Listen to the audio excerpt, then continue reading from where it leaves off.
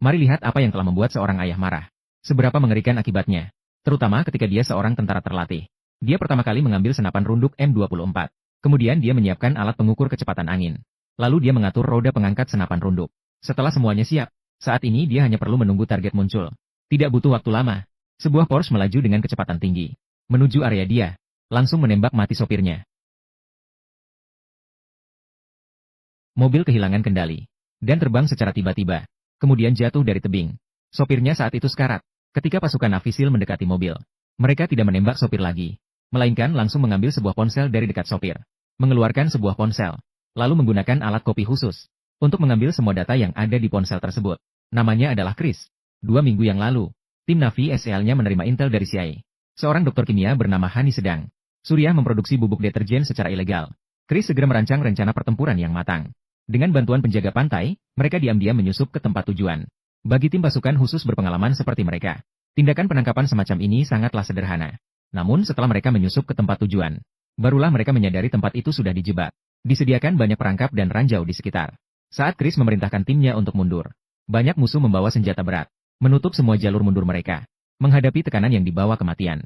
Salah satu anggota penjaga pantai menjadi gila, dan memicu ledakan ranjau.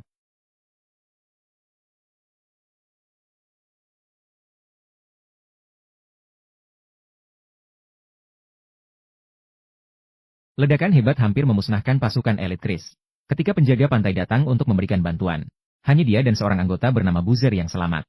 Melihat teman-teman seperjuangannya kini berbaring di peti mati. Sebagai seorang komandan, Chris merasa sangat bersalah. Dia mengira itu semata-mata berasal dari kesalahan intelijen yang menyebabkan tragedi.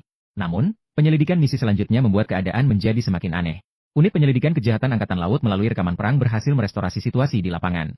Orang yang memicu perasaan tersinggung ternyata berasal dari pasukan penjaga pantai yang aneh itu.